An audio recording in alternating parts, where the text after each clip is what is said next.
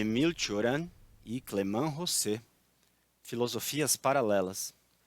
Olá, neste vídeo eu quero dialogar e apresentar, para dialogarem e ver até onde elas concordam e discordam, as obras destes dois autores, abordando a história de uma amizade que nenhuma divergência filosófica, por mais profunda que seja, foi capaz de perturbar.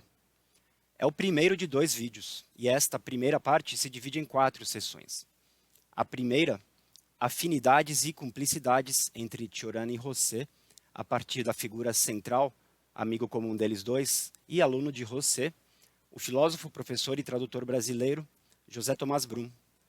Em seguida, uma filosofia perfeitamente trágica, sem deixar de ser filosófica, a propósito do projeto filosófico de Clément Rosset.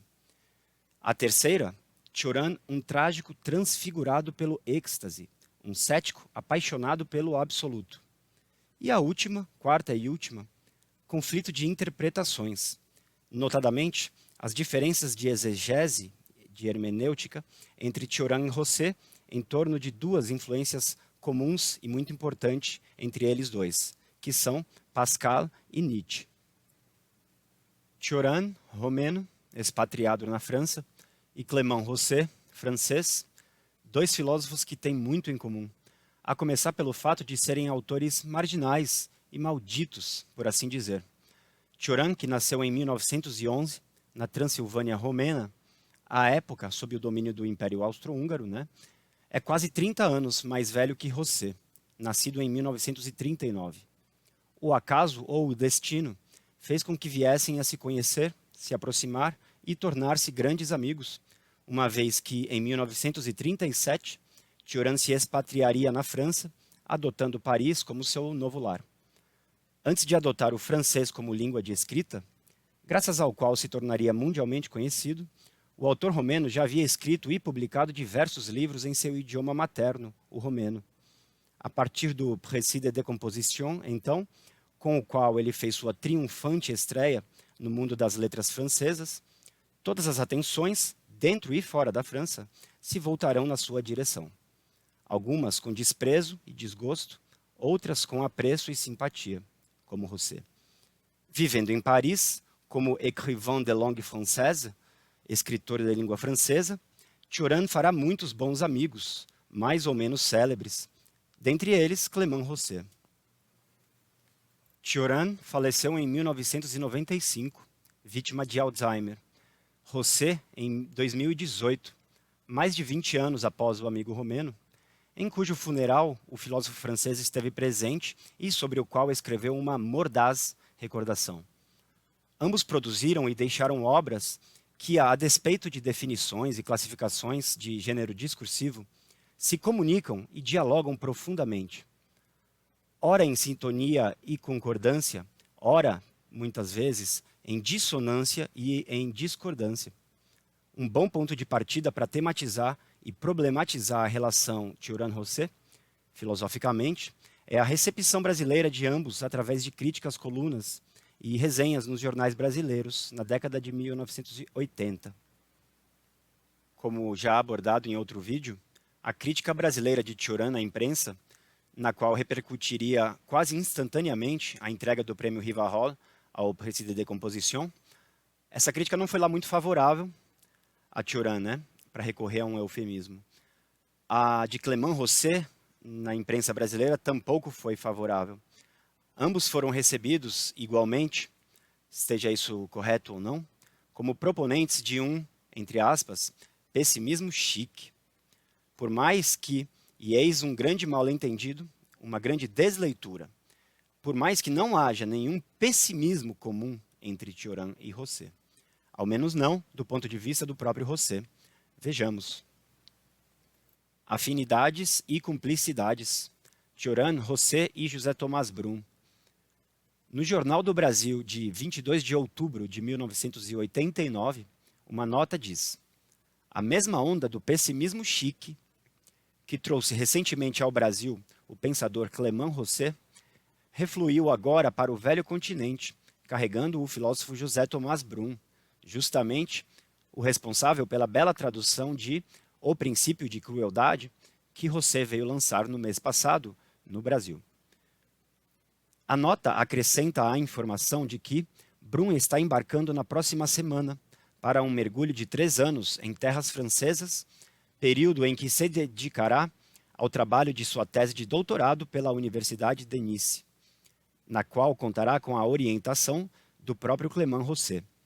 Aproveitando a viagem, José Tomás Brum terá o privilégio de trabalhar com a colaboração do autor romeno Cioran na tradução do livro do poeta.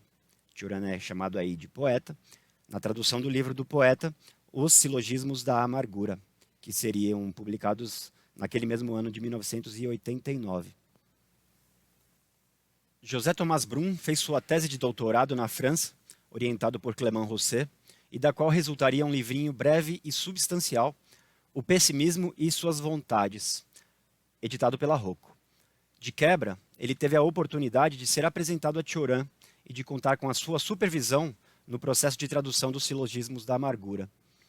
Se há uma causa aparente da confusão, da desleitura, que consiste em jogar Cioran e Rosset juntos e misturados dentro de uma mesma gaveta com a etiqueta de pessimismo, chique ou cafona, só pode ser o fato ocasional de que o tradutor e divulgador de suas respectivas obras no Brasil é uma e a mesma pessoa, o filósofo e professor José Tomás Brum, que, interessando-se ao mesmo tempo pelos pensamentos e pelas obras destes dois autores, sabe muito bem onde começam e onde terminam suas afinidades intelectuais, né? Sem generalizar, como faz o jornalista que escreveu a nota no Jornal do Brasil.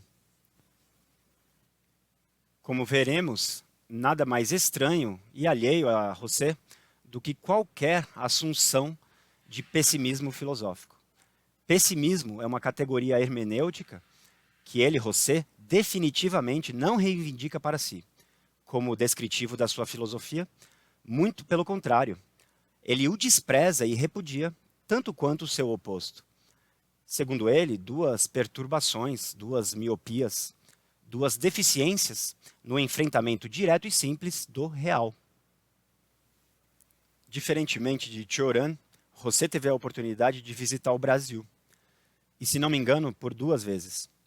E, diferentemente de Camus, que também visitou o Brasil, né, a sua impressão foi altamente positiva, como se verifica no prefácio à edição brasileira de um de seus mais importantes livros, Lógica do Pior, publicado na França em 1971, e traduzido, neste caso, este livro em particular, não por José Tomás Brum, mas por Ivana Bentes.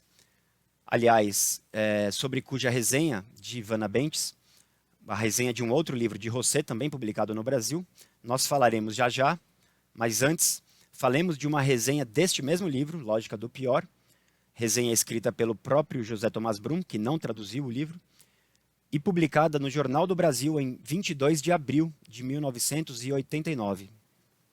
O título, muito a propósito do espírito da filosofia rossetiana, é Para os que têm pavor do acaso. Para os que têm pavor do acaso. Aí, Brum escreve, com o conhecimento e a familiaridade de quem estudou sobre a tutoria de Rosset, né, que há 20 anos atrás, portanto, em 1968-69, em plena voga estruturalista, um jovem pensador francês publicava livros que destoavam da vulgata da época, Clément Rosset. La Philosophie Tragique, inédito em português, de 1960, delimitava o campo do único pensamento lúcido, segundo Rosset, o retorno à tragédia, ao mundo mudo, sem propósito e necessário, que os antigos gregos já haviam entrevisto e louvado. Fim de citação da resenha de Brum no jornal. Dito isso, uma bela introdução de Clément Rosset ao público brasileiro, na imprensa, por José Tomás Brum, né? Clément Rosset é um filósofo atípico e singular na paisagem intelectual francesa do século XX, com suas modas filosóficas da vez, como o existencialismo, o estruturalismo, o pós-estruturalismo, figuras como Sartre, Camus, Deleuze, Derrida, Foucault, entre tantas outras. Formado na École Normale Supérieure em 1961, Rosset lecionará em Montreal, no Canadá, inicialmente de 1965 a 1967, quando ele retornará à França para ser professor de filosofia na Universidade de Nice, Antípolis, aliás, onde José Tomás Brum estudaria no doutorado, com orientação de Rosset. E aí Rosset será professor até 1998. Autor de uma obra vasta, com mais de 40 livros publicados, transitando entre filosofia, psicanálise, cinema, música e as artes em geral, Rosset viu alguns dos seus livros, 5 para ser exato, serem publicados em português, no Brasil.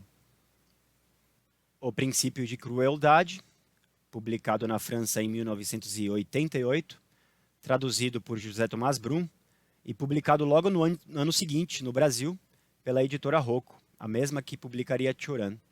É um dos livros mais breves, de um autor cujos livros tendem, em geral, a ser breves. 80 páginas na edição brasileira.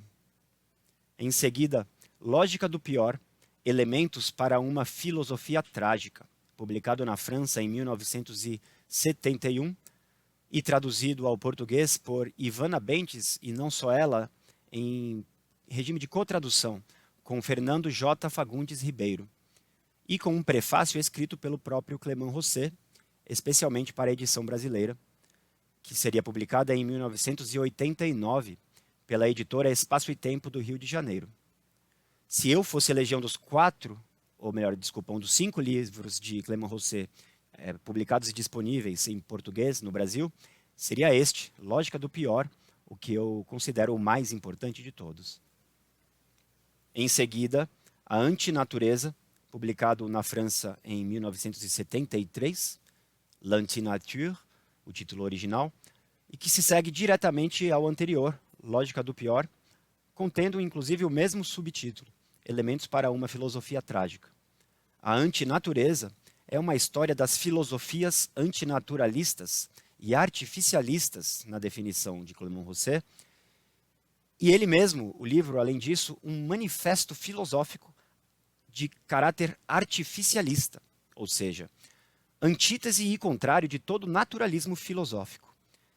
Desse pressuposto metafísico de uma natureza essencial e subjacente, inteligente, unificadora, por detrás da multiplicidade trágica dos fenômenos, pensa Rosset. Antinaturalista e artificialista nesse sentido. O livro foi traduzido não por José Tomás Brum e também não por Ivana Bentes, mas por Getúlio Puel, e publicado também pela Espaço e Tempo, do Rio de Janeiro, a mesma que publicou Lógica do Pior. Então, Alegria, a Força Maior, de 1983, cujo título original não inclui a palavra alegria em francês, é somente La Force Majeure, e é um livro essencialmente um estudo, um breve estudo, um ensaio de interpretação da filosofia de Nietzsche e mais especificamente da ideia nietzschiana de beatitude. Este livro contém um capítulo, o último, o pós-fácio, post-scriptum, dedicado ao amigo Cioran e que se intitula O Descontentamento de Cioran, Le Mécontentement de Cioran, em francês, como contraponto à sua filosofia da alegria como força maior. Uma filosofia trágica da alegria como força maior, de inspiração claramente nietzschiana, né? Nesse ideal nietzschiano da beatitude trágica, afirmativa e aprobatória. O livro foi traduzido por Heloísa Araújo Ribeiro e publicado pela Relume do Mará, outra editora carioca, em 2000.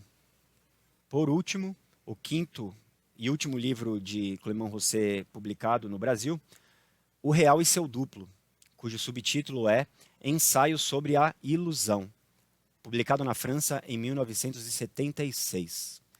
Este, por sua vez, publicado por José Tomás Brum, que também assina uma bela introdução, intitulada Uma Filosofia do Real.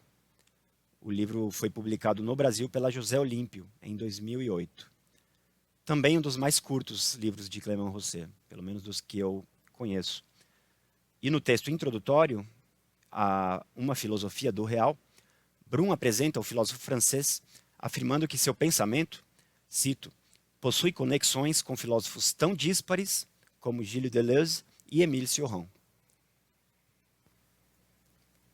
Uma filosofia perfeitamente trágica sem deixar de ser filosófica. A propósito de Clément Rosset. Na resenha do Jornal do Brasil, José Tomás Brum aproveita para mencionar outro dos primeiros livros de Rosset, este também inédito em português, mas publicado em espanhol pela editora argentina Cuenco de la Plata.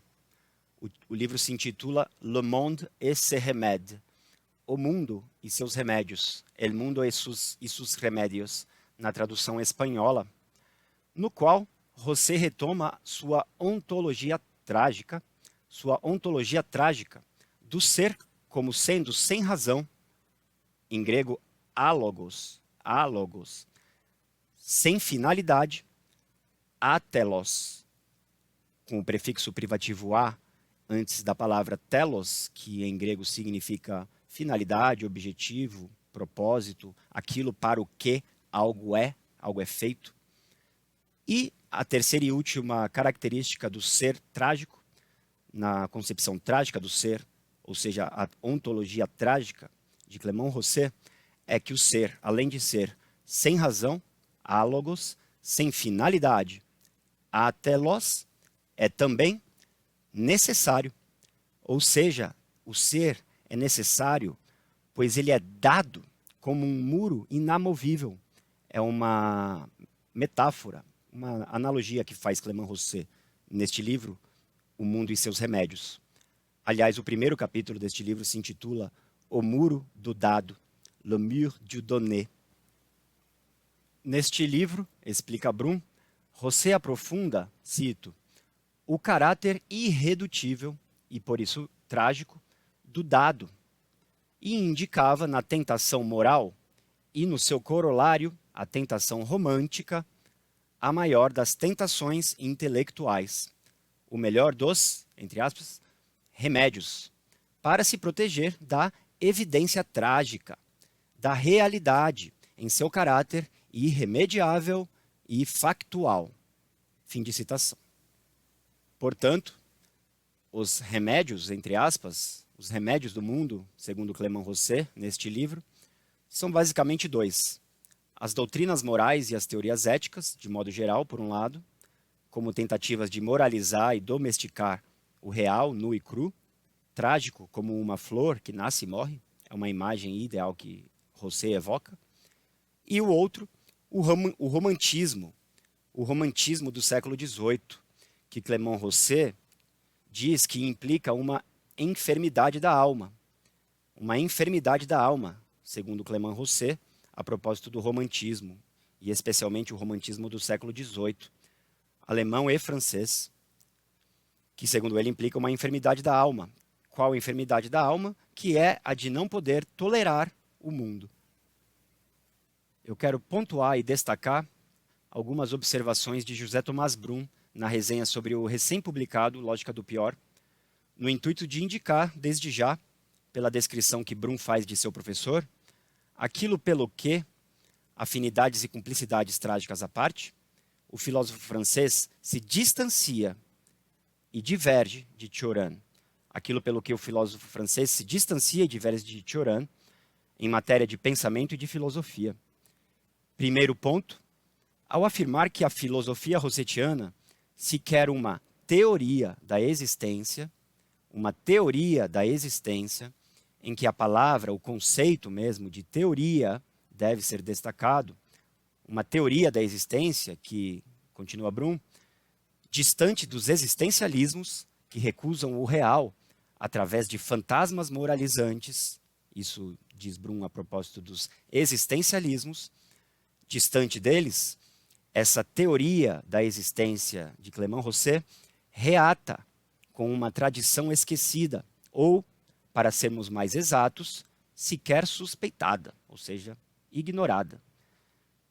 E conclui Brum, tradição de pensadores trágicos como Lucrécio, Pascal, Montaigne, o brilhante jesuíta Balthazar Gracian e o seu intérprete maior, Nietzsche. Goste-se ou não, Rosset é, no sentido pleno, essencial e técnico da palavra, um filósofo, um pensador, um escritor também, um pensador determinado a fazer filosofia, a debater ideias, a trabalhar com conceitos filosóficos de maneira argumentativa, demonstrativa, dialética. É neste sentido que Clément Rosset é um teórico da existência, que ele faz uma teoria existencial de cunho trágico, como diz Brum, o que fica muito patente em qualquer um de seus livros ou ensaios, todos eles absolutamente, eminentemente filosóficos. Comparado a Rosset, Cioran está longe de ser um filósofo, no sentido acadêmico, né, teórico, conceitualmente objetivo. Cioran seria antes um antifilósofo, como ele mesmo se define no Breviário de Decomposição, um antifilósofo, o que diz muito sobre a diferença e a distância entre Cioran e Clément Rosset. Filósofo de formação e de vocação até, pode-se dizer, o autor romeno, de expressão francesa, afirma ter perdido a fé na filosofia nas noites em branco provocadas pelas crises de insônia que o devastariam em sua juventude.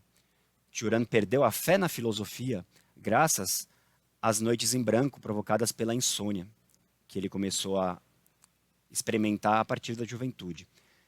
É nesta intuição, formulada no breviário, que se funda a sua filosofia lírica, enunciada já em Nos Cumes do Desespero, aliás, livros que possuem muito em comum no teor, no tom, na expressão, Nos Cumes do Desespero e o Breviário de Decomposição, muito em comum. Cito uma passagem do Breviário de Decomposição, que remete a Nos Cumes do Desespero, e essa filosofia lírica, proposta por Cioran. Cito: não se pode eludir a existência com explicações. Só se pode suportá-la, amá-la ou odiá-la, adorá-la ou temê-la, nessa alternância de felicidade e de horror que exprime o ritmo mesmo do ser, suas oscilações, suas dissonâncias, suas veemências amargas ou alegres. Fim de citação. Dito isso, não se espera que Cioran se contradiga, involuntariamente, e passe a fazer justamente isso que ele diz inviável, que não é para se fazer: eludir a existência com explicações, teorias, conceitos, etc. É uma passagem de um dos mais importantes textos do breviário, aliás, que se intitula Adeus à Filosofia. Outro sinalizador, diga-se, da distância desejada por Cioran em relação a todos os filósofos e à filosofia mesma. Também no breviário ele escreve, com uma gravidade e um maneirismo na forma de se expressar, de escolher as palavras, que flerta com o cômico. Cito: nem sempre estou triste, logo não penso sempre. Quando olho as ideias, elas me parecem ainda mais inúteis que as coisas. Desse modo, só adorei as elucubrações dos grandes enfermos, as ruminações da insônia, os relâmpagos de um pavor incurável e as dúvidas atravessadas de suspiros.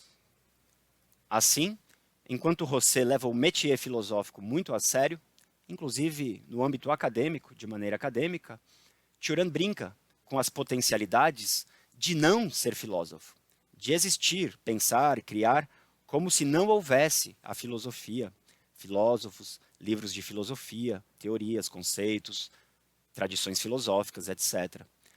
Cioran não está preocupado em fazer filosofia, como faz filosofia Clément Rosset, neste sentido de articular conceitos, argumentar, demonstrar dialeticamente, teorizar em suma.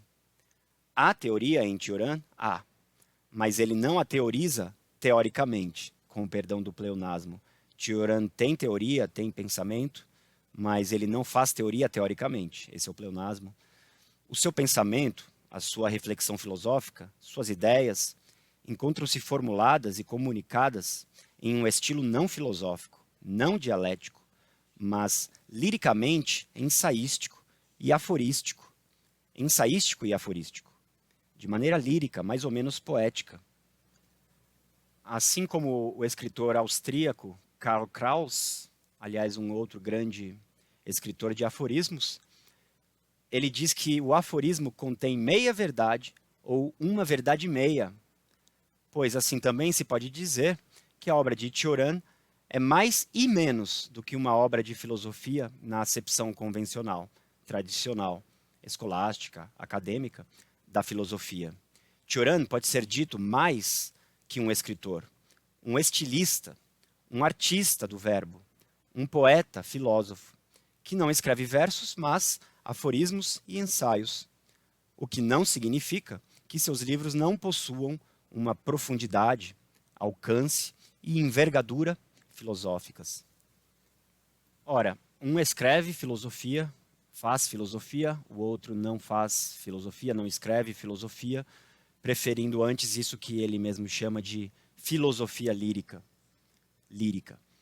Até aqui, uma diferença puramente formal, genérica, entre Cioran e Clément Rosset, e que tanto um quanto o outro considerariam, eles também, uma diferença secundária, inessencial. Como dizia um deles, Cioran faz filosofia lírica, em que o lírico em questão sufoca, tende a eclipsar filosofia, no conjunto desta fórmula, filosofia lírica.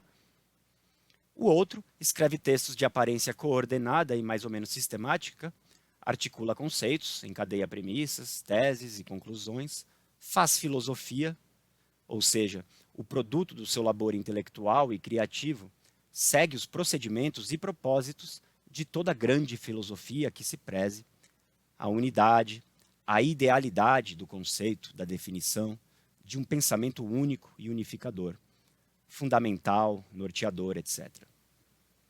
Com uma consistência admirável, escreve Brum, Clément Rosset estabeleceu, através dos anos, um pensamento único. É verdade, o que diz Brum, e este pensamento pode ser identificado com o acaso, que é, segundo Clément Rosset, o pior dos pensamentos. O acaso é o pior dos pensamentos. Bom, que um prefira fazer de uma maneira e o outro de outra, como dissemos, é uma diferença secundária, acessória, puramente formal. Muito embora seja um filósofo acadêmico, mas também amador, diletante, extra-acadêmico, Rosset discorda veementemente dos que recusam a Cioran o título de filósofo e o valor filosófico da sua obra. Para Rosset, Cioran é um dos raros pensadores a ter conservado completamente o espírito claro e a cabeça fria. Ele é, assim, um dos únicos filósofos de nossa época, se não o único, que não se pode suspeitar de religiosidade. Precisamente por ter percebido a dose de religiosidade que se esconde na maioria das ideologias modernas, as quais reintroduzem a religião que pretendem combater sob as espécies novas do sentido da história ou da cientificidade. Essa teoria da existência, essa intenção teórica, filosofante, é o que não se encontrará em Cioran. Não por deficiência, mas por desígnio, deliberação. A propósito da diferença discursiva entre as obras de Cioran e Rosset, que são as suas maneiras filósofos, muito embora fadados, a carregar a pecha de malditos, marginais, pessimistas chique, filósofos que são, em todo caso, pensadores que comunicam suas ideias, independente do teor, do conteúdo, se é alegre ou triste, agradável ou cruel, e o fazem de uma maneira ou de outra. A propósito dessa diferença discursiva entre os dois autores, há aqui uma dupla problemática, uma dupla controvérsia. Trata-se de uma dupla problemática no interior de uma problemática, de uma polêmica no interior de uma outra polêmica. E pode-se dizer que, do modo como se constitui e como se desenvolve a obra de Cioran, que é tão inclassificável quanto ela é para muitos inaceitável, que a obra de Cioran só agrava e acentua essa dupla controvérsia e essa dupla polêmica. Vamos ver qual ela é. O problema e a controvérsia fundamentais, de base, residem numa crítica genérica que, no limite, tende a recair igualmente sobre Rosset e Cioran. Aqui, nesse nível de generalidade, imprecisão, desconhecimento, o trágico e o pessimista se confundem, se indiferenciam, tanto faz se é um ou outro. Vide a nota do Jornal do Brasil, em que José é misturado a Cioran em torno de uma rubrica que é pessimismo chique. Ambos os autores são imorais ou amorais, mais do que imorais, e é isso o que incomoda o status quo.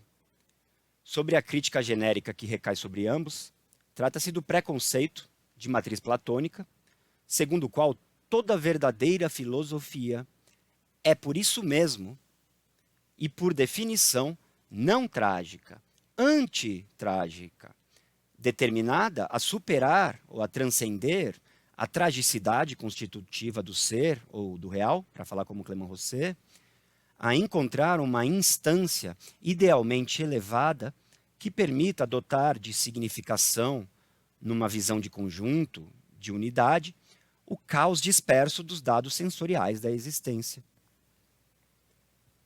Lembremos que no livro 10 da República, Platão argumenta contra a legitimidade da poesia trágica, prescrevendo a expulsão dos poetas trágicos de sua cidade ideal hipotética. Se misturam com o trágico, se flertam com ele, se, pior ainda, reivindicam qualquer sentido ou sem sentido trágico para os seus pensamentos e escritos, então, sempre segundo esse preconceito platônico, não merecem ser tratados chamados de filósofos. Clément Rosset assim formula a controvérsia. É com efeito a noção de filosofia trágica, entre aspas, filosofia trágica, que se encontra no centro do debate, escreve Clément Rosset. Noção contestada por uma recíproca exclusiva, o trágico não sendo admitido senão a título de não filosófico, e o filosófico a título de não trágico. Enfim, ora filósofos, ora trágicos, nunca filósofos trágicos. Do que se trata realmente ao longo desse processo de exclusão recíproca? Da simples questão do reconhecimento ou do não reconhecimento dos direitos à existência de uma filosofia trágica. De novo, entre aspas, filosofia trágica. De saber se o exercício do pensamento pode estar habilitado a se desqualificar a si mesmo. Fim de citação. Cioran, um trágico transfigurado pelo êxtase, um cético apaixonado pelo absoluto.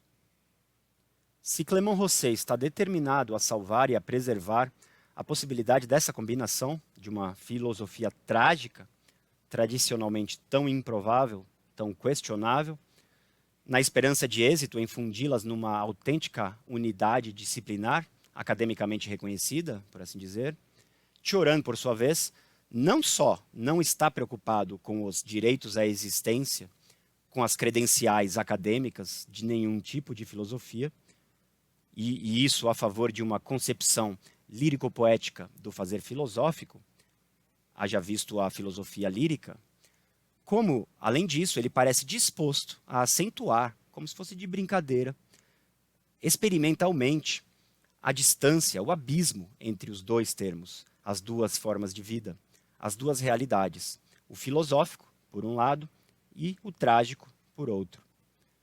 É como se Cioran almejasse uma hipertragicidade tão trágica, um trágico mais trágico do que o próprio trágico, que a conclusão lógica dessa busca fosse o adeus à filosofia, mencionado anteriormente.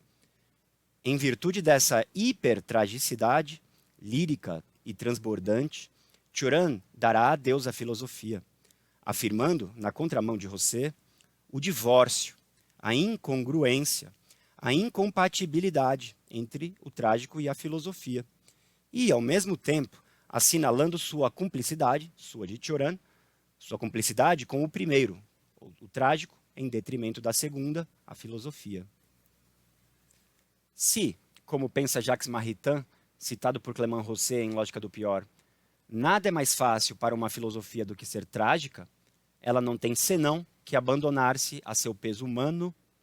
Nada mais fácil para uma filosofia do que ser trágica, segundo Jacques Maritain. Para isso, ela não tem senão que abandonar-se a seu peso humano. Então, Cioran, é como se Cioran partisse dessa divisa crítica, numa mescla de teimosia, malícia e ironia, para ir além, abandonar-se não só a seu peso humano, mas à sua decomposição e dissolução, de onde uma poética tioraniana da decomposição, uma poética da decomposição em Cioran. Escreve o autor romeno, em um de seus livros escritos ainda em romeno, e cujo título, Amurgul Gandurilor, se traduziria como O Crepúsculo do Pensamento, cito: não filosofia, as ideias sufocam de sentimento. É um aforismo curtíssimo, muito lapidar. E ele diz simplesmente isto: não filosofia, as ideias sufocam de sentimento. O que dá uma boa ideia da proposta estética, lírica, filopoética, trágica ou não, muito ou pouco trágica, nihilista talvez, ou pessimista, dessa proposta cogitada por Cioran. Então, é nessa hipertragicidade, nessa dilatação interior para dentro, uma dilatação temerária, desastrosa, do trágico puro e simples, que as divergências cruciais entre Cioran e Rosset começam a despontar. Para o bem ou para o mal, o pensamento de Cioran vai além do trágico, ou ao menos busca transcender a evidência trágica imediata, em busca, talvez, de uma revelação de ordem mística, de um saber extático, no e do êxtase, uma gnose, portanto, se possível, para além do irreparavelmente já visto e sabido desde sempre, para além do irreparavelmente já visto e já sabido desde sempre, como se lê no Breviário de Decomposição. Tudo isso que nós já vimos e sabemos desde sempre, essa banalidade trágica do mundo. É por esse movimento, por essa busca, por essa necessidade metafísica, que Cioran reúne na economia do seu pensar, para além do trágico, as categorias do místico, por um lado, e do nihilista, por outro, se é que elas não se encontram ao final, em última instância. A propósito, o volume Solitude et Destin, Solidão e Destino, publicado pela Gallimard em 2004, contendo textos jornalísticos da época de juventude de Cioran, inclui um ensaio intitulado A Estrutura do Conhecimento Religioso. A estrutura do conhecimento religioso. Segundo Cioran, o conhecimento religioso, nesse artigo ele diz, é uma variedade especial do intuicionismo em geral. Ou seja, o conhecimento religioso é uma variedade do intuicionismo, ou, portanto, do conhecimento intuitivo, noético, de noesis, e, portanto, não processual, um conhecimento não analítico, discursivo, não dianoético, que seria apanágio dos místicos, o conhecimento religioso. Apanágio dos místicos, diz Cioran. Cristãos, mas não apenas, de outras tradições também. Explica Cioran, que demonstra, aliás, ao longo de toda a sua obra, no que Cioran se distingue, aliás, de Clément-Rosset, ele demonstra aspirar a esse mesmo tipo de revelação extática, a esse conhecimento religioso, ou místico religioso.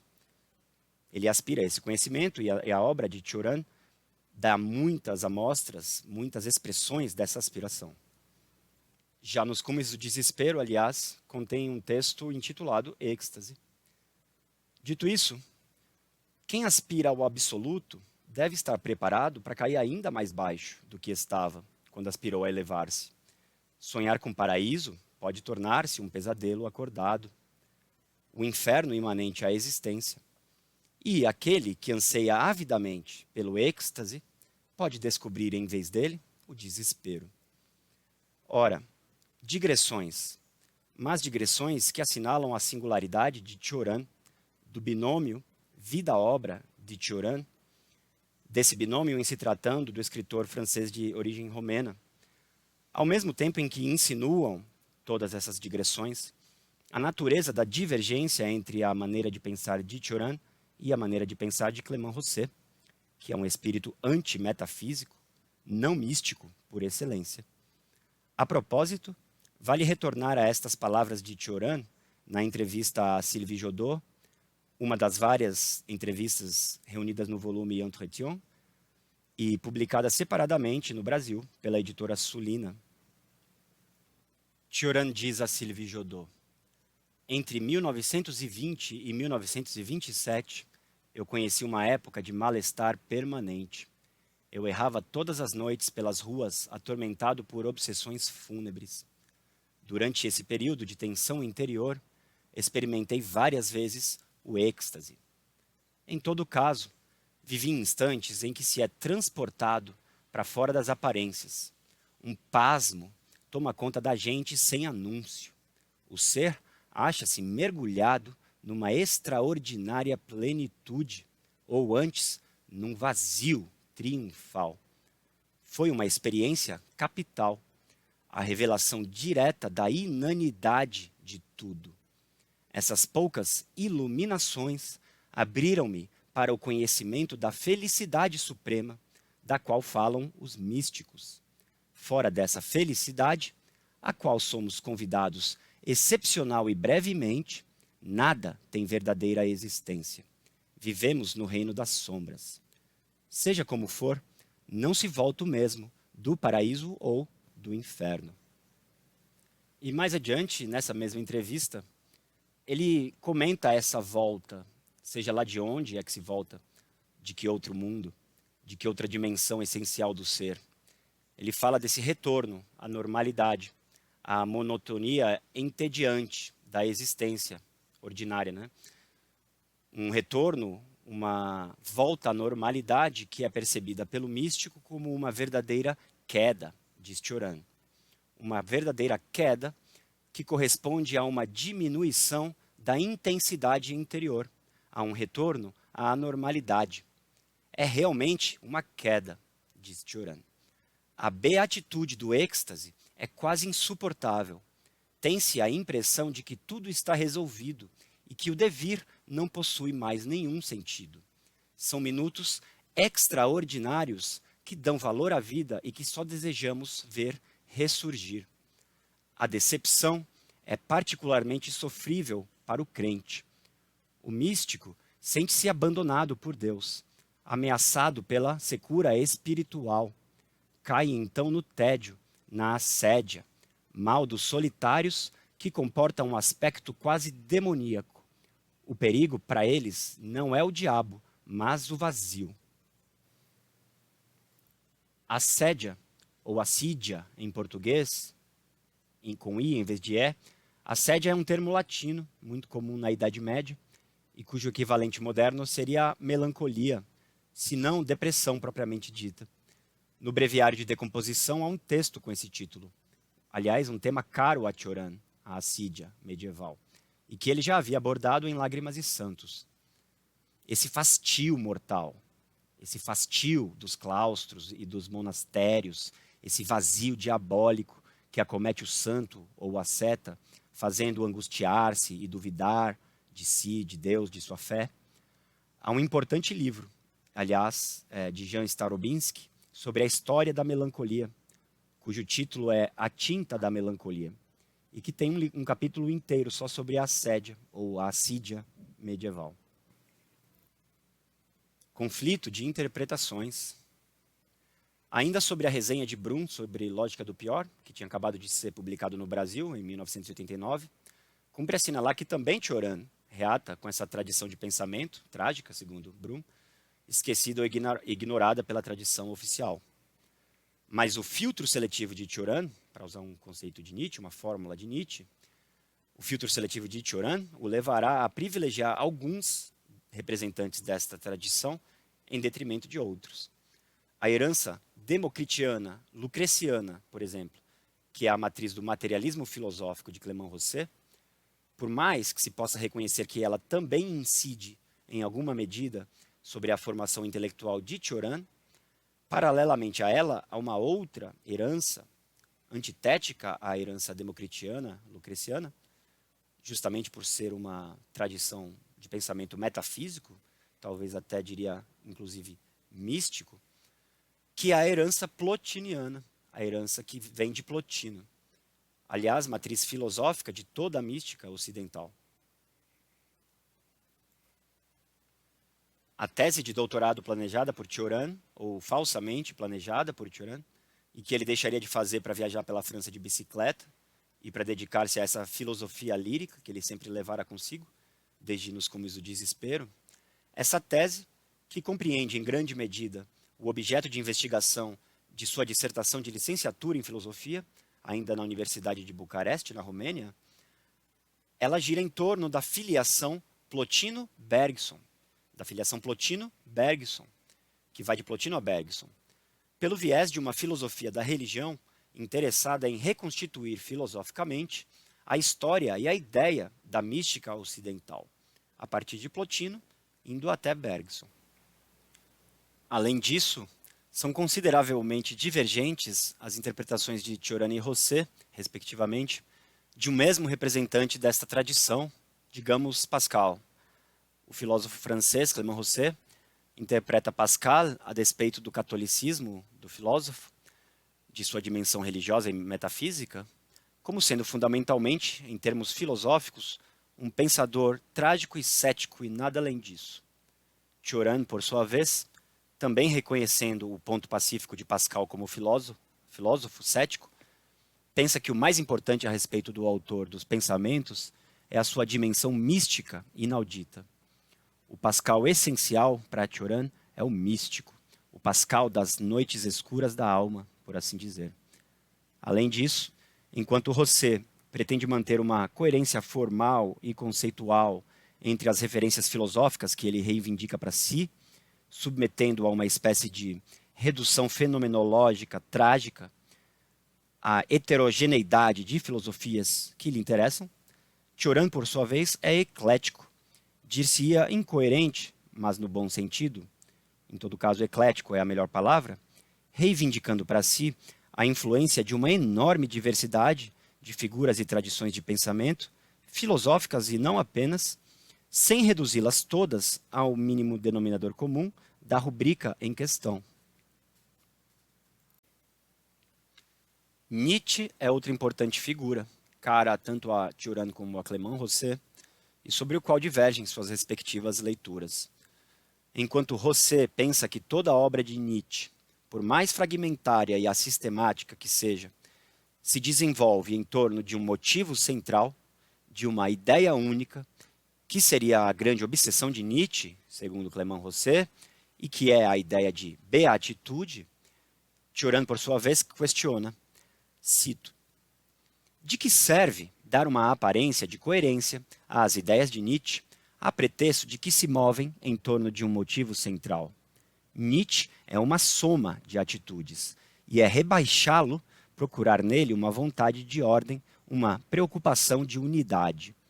Cativo dos seus humores, registrou-lhes as variações.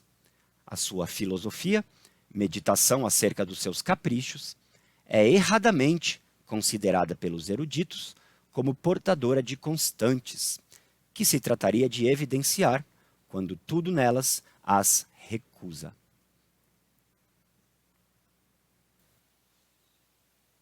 Duas interpretações diametralmente opostas sobre o mesmo e enigmático filósofo. Ao descrever Nietzsche desta maneira, Cioran está, no fundo, descrevendo a si mesmo por um desvio em Nietzsche, e assim procedendo, faz a afirmação implícita de uma cumplicidade e de uma afinidade entre ele e o filósofo alemão. No fundo, mais do que dizer Nietzsche é assim, assado, é como se ele estivesse dizendo, eu sou assim, assado, e, como eu, Nietzsche também, antes de mim, etc. E é bom que seja assim, tal é a conclusão de valor que chega a Cioran acerca da contribuição de Nietzsche à história das ideias. O que se confirma, aliás, pelo longo aforismo nos Silogismos da Amargura, dedicado a Nietzsche. Uma releitura em retrospecto daquele que fora seu ídolo de juventude. Cioran termina este aforismo dizendo, espírito nômade, Nietzsche é um especialista em variar seus desequilíbrios. Sustentou sempre o pró e o contra de tudo. É o procedimento dos que se dedicam à especulação por não haver podido escrever tragédias ou dispersar-se em múltiplos destinos. O certo é que Nietzsche, expondo suas histerias, nos desembaraçou do pudor das nossas. Suas misérias nos foram salutares. Ele inaugurou a era dos complexos. Ele inaugurou a era dos complexos, entre aspas. É o que Cioran pensa de Nietzsche.